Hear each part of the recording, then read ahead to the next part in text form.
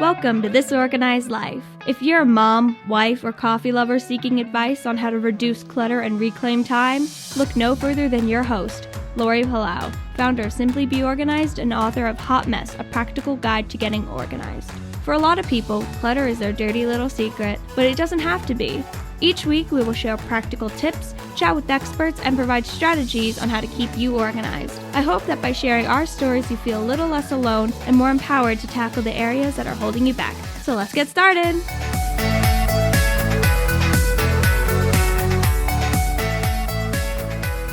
Hi, everybody, and welcome to today's episode of This Organized Life podcast. I'm Laurie, and we are in the home stretch of 2022. And if you haven't already lost it with all of the things that are happening, hopefully this can give you an hour of comic relief or just stepping away from all of the obligations and to-do lists and things that are surrounding us at this time of year. And I love these two episodes because our final two episodes of every year, we do our best of and our favorite episodes. And we love to do this kind of recap to see not just where we've been and the guests that we've had, but to showcase some of the ones that are your favorites and also to shed some light behind the scenes of which ones really top the charts for us. Not that we don't love all of our guests, but there are always some that kind of stick out above the rest. And so joining me to co-host these final two episodes is none other than my podcast producer and right arm for This Organized Life podcast, Kimberly Herman, because she probably knows this show better than I do. So without further ado, let me welcome my sidekick, Kimberly Herman, to the show. Hi, Laurie. How are you? Good. How are you? I'm good. And Kimberly, if you're new to our show or not new to our show, you may remember her or not. She was on one of our Enneagram and Clutter series for Enneagram 8s. Yes. That's why we work really well together. People might think before, for all my Enneagram folks, people might think, oh, 2 8s working together could be a little bit of a power struggle. But I don't feel that at all. We each have our lane and I know what you're good at. And I might be good at one or two things. I don't know. But I think it works really well for us because we also don't offend each other. I could be like, I don't like this. And you're like, yeah. I don't get offended easily about things. It's like, okay, I'll fix it or I'll change it. It's not a big deal to me. And you could be like, you know what? This wasn't good. Yeah. I think that's why I'm good at what I do, because it's just like, you really can't offend me. There is really nothing you could say that would offend me in any sort of way. People say that to me, like, I don't want to offend. And I'm like, you think that's going to offend me? It takes an awful, awful lot to offend me. You might annoy me. Yeah. But you're not going to hurt my feelings. That is just not a thing. My feelings are buried deep down inside. So it takes a lot for me to be completely offended, But in all seriousness, people don't probably, unless you are in the podcasting world, you don't realize how much work goes into producing a show, from the pre-planning of what are we going to put out there in terms of let's map out a content calendar for the year. And again, you're thinking we put out a new episode every single year with the exception of our last two, which is our recap. So we're putting out 50 new episodes here. And this is our 6th year, or right? 2017. Yeah. I think, So we have over 300 episodes, and that's a lot of content. So we have all of the content planning, and then it's booking guests and all of making that magic happen. Yeah. And the actual recording. And then that's when I pass the torch off to you. I mean, you're involved in the pre-planning, what types of guests should we have? And then once I'm done recording, I'm like, here is the files and go make it sound good. Yep. I take everything and make it sound its best, and, listen to the episode about 40 times, to make sure there's no things that need to be cut out or edited down or anything like that. So I listen to the episode a lot. Yeah. And then, it gets released. So it's kind of like we don't see what's happening behind the scenes. It's just, and that's when a lot of people are like, I want to start a podcast. And I think that's great. Yeah. There's a lot of work that goes in, people. So we like these 2 episodes because it gives us a chance to like actually sit down and reflect on what did we like what worked from our perspective. But then also look at the analytics and the stats to say, it doesn't really matter what we like. I mean, it does for our own opinions, but what you guys out there are listening to or what you come back to and refer to your friends and comment on in our, when you leave us a review, that's what helps us plan for the future. And so, I don't know, I always have fun looking at this. Yeah, me too. I like to see what our favorites were throughout the year and, what our listeners' favorites are too. Yeah. They so usually align a little bit, but sometimes they're a little bit different. Yes, exactly. And we definitely saw that this year for sure. And so again, if this is your first time listening to one of our kind of best of series, the way that we do it is we break it into 2 episodes. And the first one, we talk about our favorites. So in this hour, we're going to talk about our favorites. And then we'll be back next week for part 2.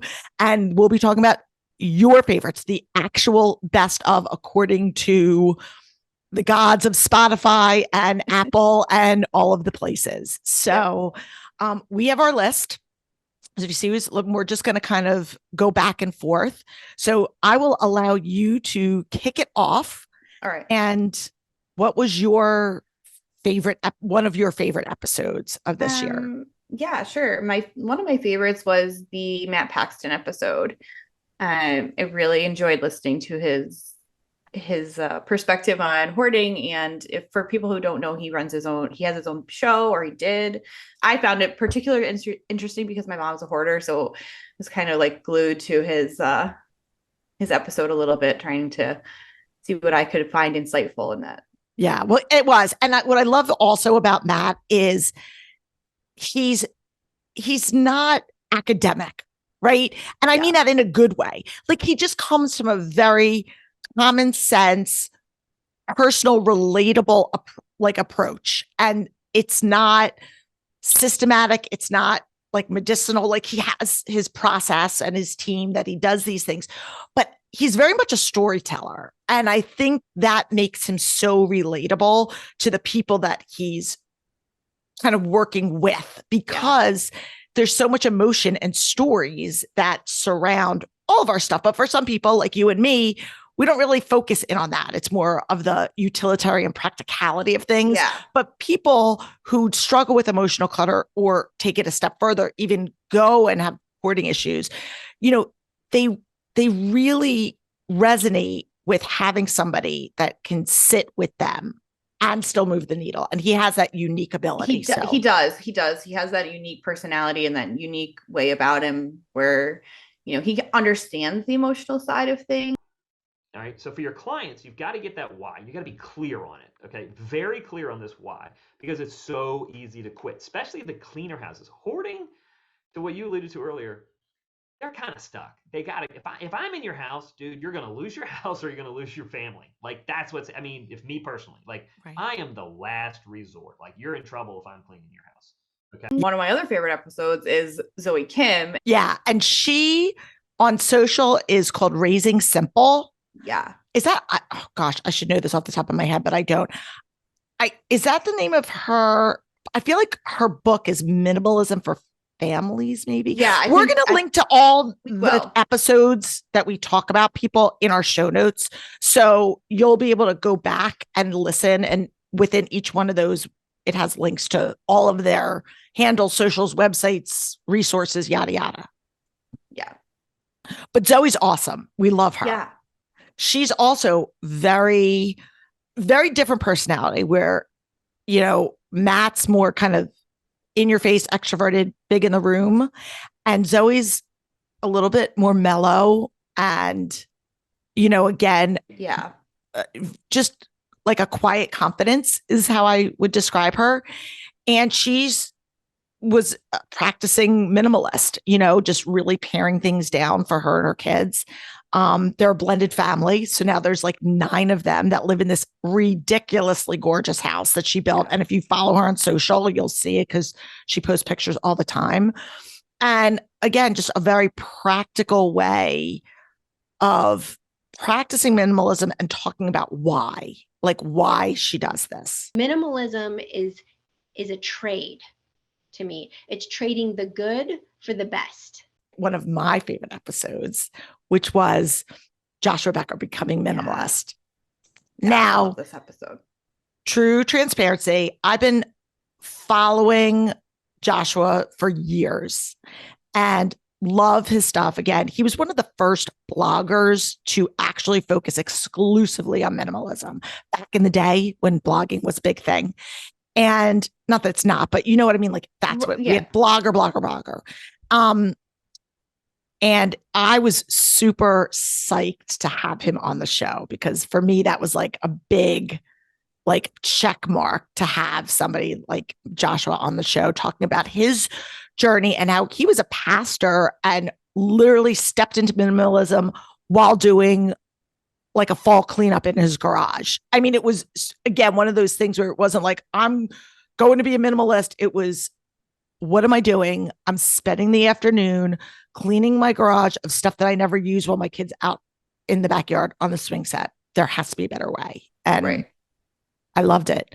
And again, he's just so filled with wisdom and perspective and really just talks about like how minimalism works for his family, and that there's not a one size fits all.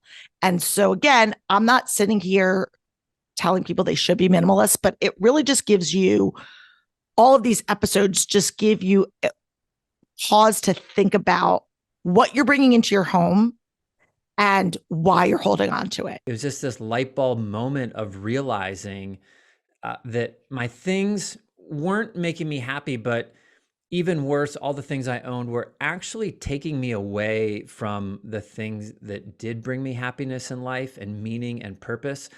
Almost as if all the things I owned were actually keeping me from the life I wish I was living instead.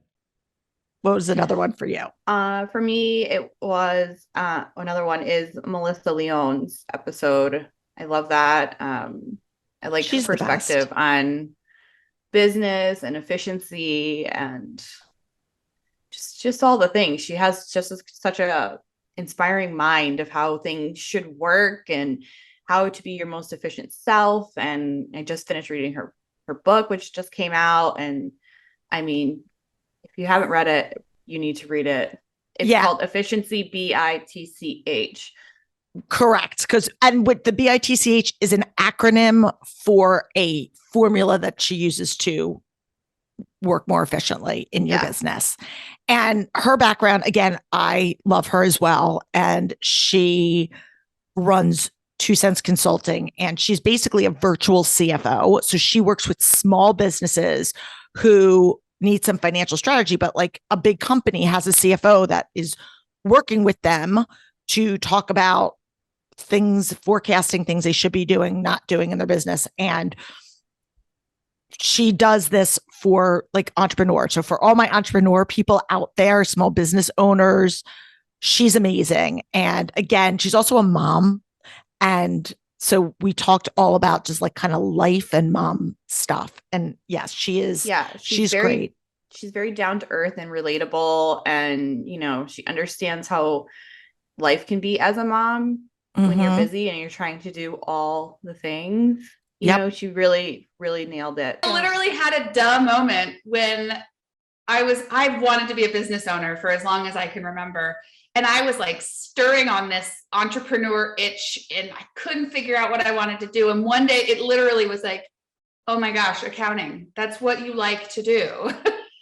Duh, that's your product, right? I kept thinking I needed to have a thing that I liked to make or a cook and own a restaurant. It was just baked into my head that I had to have a product. And I realized my product was my knowledge. So speaking of all of the things, another one of my favorites was Eve Rotsky. Oh, yes. Which almost didn't happen. which almost know. didn't happen. I know it took us forever to get her on the books. So for anybody that may not be familiar, so Eve Rodsky is an author. She's actually an attorney by trade, but she wrote a book called Fair Play that got picked up by Reese Witherspoon's book club. And then they turned it into a documentary through Reese's production company. Hello Sunshine. Yeah. Yes. And so that really, I think that the book already went to New York Times bestseller before that, maybe because of being in the book club. I don't know. Regardless of why, it was a great book. And it really talked about here's my made up word, the disparity. The disparity. Josh loves my made up words. The inequities between parent roles and responsibilities in the house. And really what it boils down to is the mental load that tends to fall on one partner over another. And she came on the show and was talking all about how this whole book came to be through her own personal experience of one person having to, even when you say you're in charge of dinner, the other person still has to go to the store and pick up the groceries and all that. And so how can we have more of an ownership mindset? Kind of like what we do here at This Organized Life, where it's like, you're in charge of this. And when I delegate that, whatever task is to you, I don't have to check up on you and go, did you do this? Did you do this? Yeah. And likewise, you don't come back to me with 10,000 questions about whatever. And what she talks about is how if, one of the family members is like watching the kid, don't call me and say, what should I feed them for lunch? Figure it out. Right. Exactly. It's not micromanaging your husband as he's cutting potatoes for dinner. You just have to let him do it. Exactly. If you've given him the job to cut them, you need to. Even if he doesn't cut them the way that you want them. Right. Exactly. You have to let that go. Yeah. And it also goes to, she also talks about communication and how you need to communicate effectively so that when you delegate a task, it's done the way that you would like it to be done. So communication and making sure that, yes, you're taking this off your plate, but it's done the way that you've described it to the person. Which we talk about all the time, which is like we say, how many times as a parent complained about, I told my kid to go up and clean the room and they just shoved everything under the bed. Well, in their mind, I can see the floor now. Yeah, so cleaned it. Right. And so it's about that communication of, no, I need you to put your dirty clothes in the hamper, your toys away, make your bed, whatever it looks like. Yep. It's so funny. Very specific. Go ahead. Yeah, I do that with my kids when I tell them to clean the room. I'm like, okay, first put all your dirty clothes in the hamper, then come back and see me for your next task. That's how we break it down, because otherwise it's too overwhelming for them. So I break it down in simple ways, like go bring the laundry downstairs, then come back and see me for your next I love that. That right there is gold, because I've had so many issues while Logan was growing up because of her ADHD and she has procedural processing that if you give her a list of tasks, she just doesn't comprehend them. Her brain doesn't. So I love that you are one task. It's basically chunking. Anybody who has a kid who has an IEP, you're chunking the task. And then once it's done, now we're going to go on to the next. Yep. Love that, Kimberly. Yeah. Telling women since they're born that their time is less valuable, that it's worth less than men's time. And then what happens is we internalize it.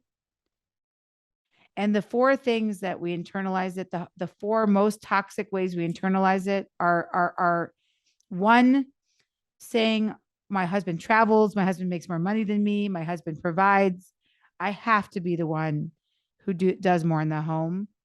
Number two, it's saying I do it better, I can do it better, I can do it faster, I am a better multitasker, I'm wired differently to see the garbage liner that's not back in the bin.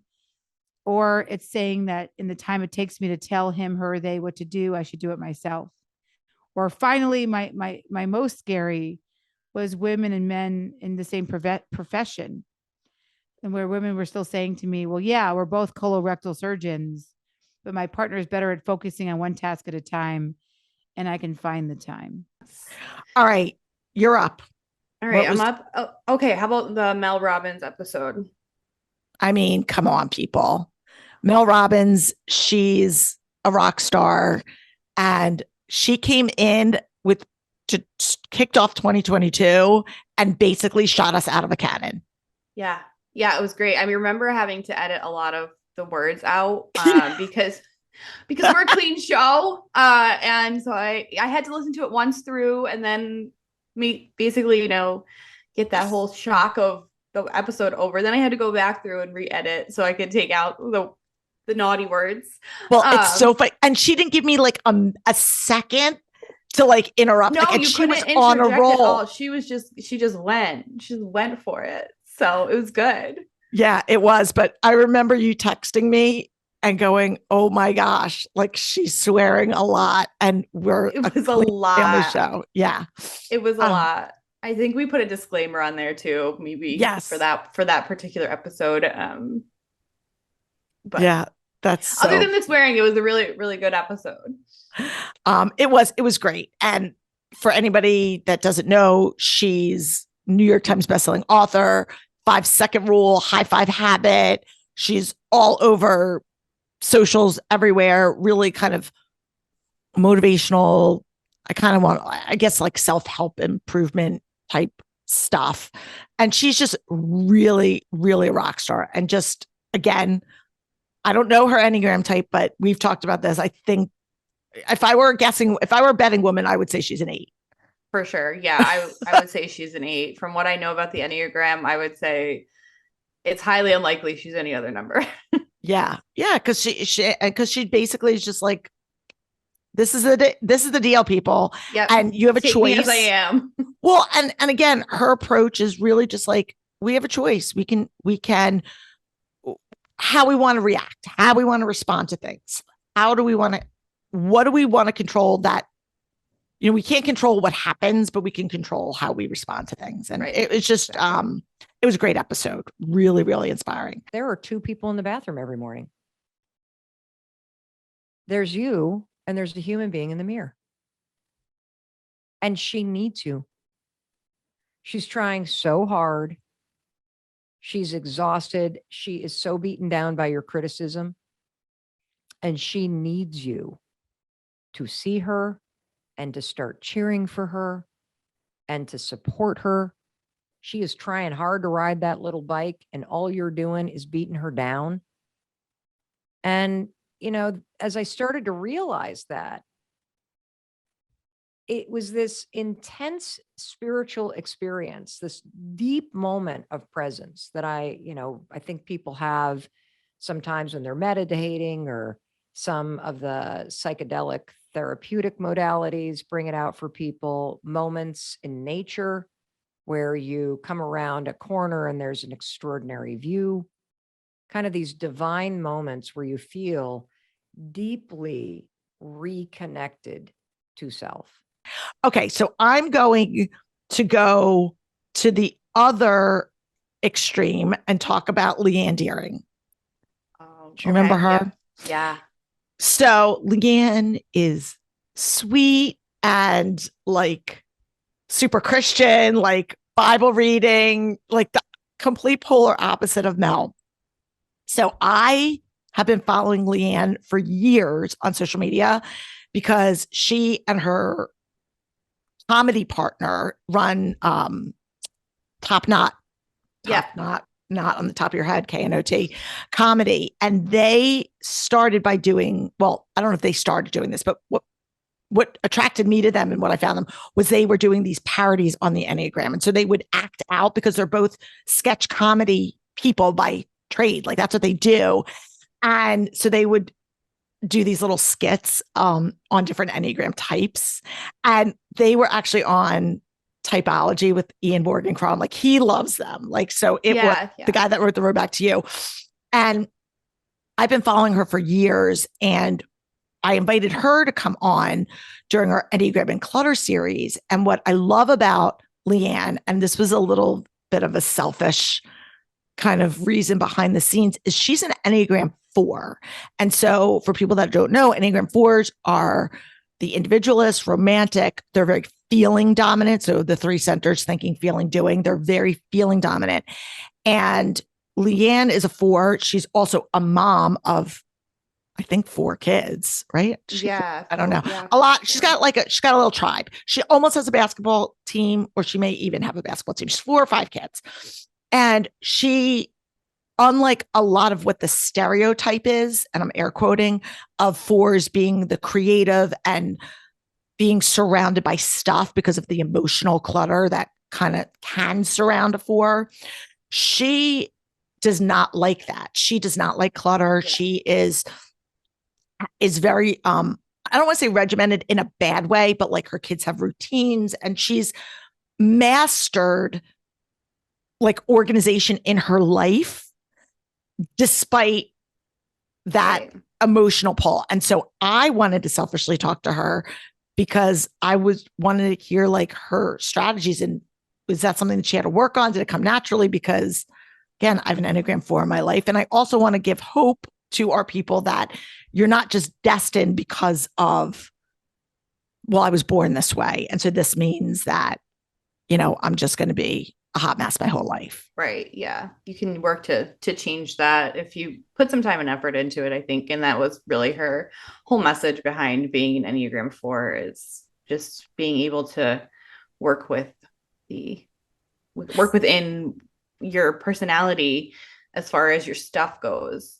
Yeah. And she was also really, really good about setting boundaries, which is something that I talk about a ton and practice in my own life, and preach it from the mountaintops about no, this is an important thing for our family. So I'm going to say no to this opportunity, because if I say yes, it's going to compromise something else. Right. And she really has been she's walking the walk on that. And so I loved learning that from her. So thanks, Leann. Yeah. Honoring the sort of natural limitations of this space, or it doesn't.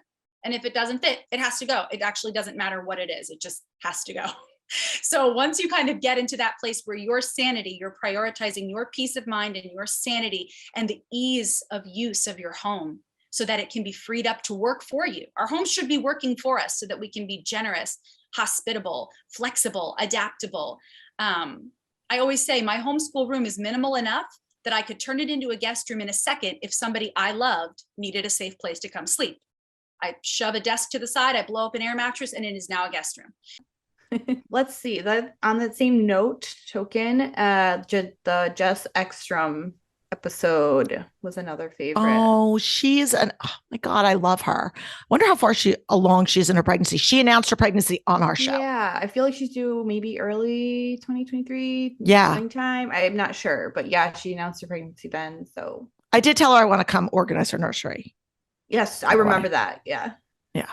So, although, spoiler alert, we have some guests that are coming up in 2023 that specialize in nursery prep and pre-planning motherhood stuff, which is amazing. So just for anyone listening out there. But Jess is awesome. Love her. She wrote the book Chasing the Bright Side. She created Headbands for Hope, which gives headbands to kids battling cancer if they don't want to wear a wig, just to kind of give them some zhuzh. And buy a headband, give a headband. They give a headband. So sort of oh my gosh, Love Your Melon, the hat people. Oh yeah. There's a free shout out for Love Your Melon, who I'm a big fan of. So buy a cool beanie, and they donate to a kid with cancer. But she really just talked about how, again, just kind of glass half full approach to life, and really understanding kind of what's important. And I specifically honed in on when she and her husband, right before the pandemic, moved into an Airstream, and they had to get rid of 75% of their possessions. And they took their 70-pound dog and just traveled the country and what that was like, and what she missed and what she didn't miss. So, yeah, I don't think I could live in a trailer, not with my family. No. I think I would be on America's Most Wanted or, Crime Junkies or like some kind of episode. 100%. I would not. No, no, thank you. I would not want to be in that close quarters with Josh for that long. I'm already nervous about our trip. We have a trip, people that coming up to Hawaii. We're taking the family. The 4 of us are going away, and it'll be a total of 12 days because of travel. And I'm excited. Everyone's like, "Oh, you're so excited for Hawaii." And I am, but I would be lying if I would say I'm a little nervous because that's a lot of togetherness. It's a lot of togetherness.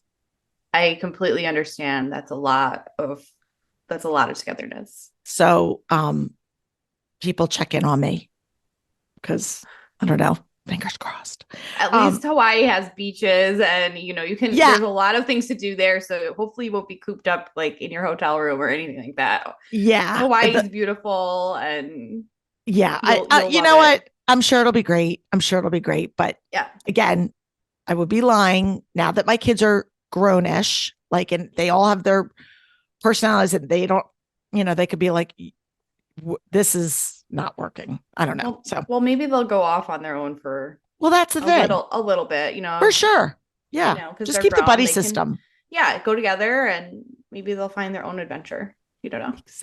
Exactly. And of course, sometimes you're going to mess up when things aren't totally thought through, but you're also going to mess up when things are thought through. So you might as well just go when the inspiration hits, because the longer that window is without action, the more that inspiration will fade. All right. So which brings me to my last episode of the favorite list, right? I think this is the last one.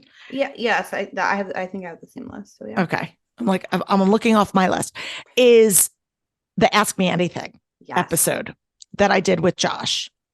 So again, as I said at the top of the episode, Kimberly and I sit down at the beginning of each year, each quarter, talk about what are some topics that we think that you guys would want. We also selfishly incorporate things that we want to talk about or invite guests on who we're interested in talking to. But obviously with the goal in mind that you guys are going to like them too.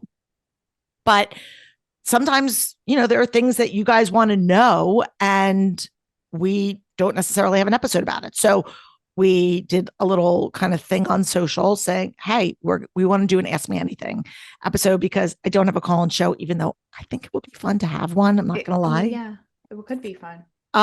So people wrote in, and you also, because you manage our social channels, as people ask questions throughout the year, you also kind of track which ones are the most popular. Yeah.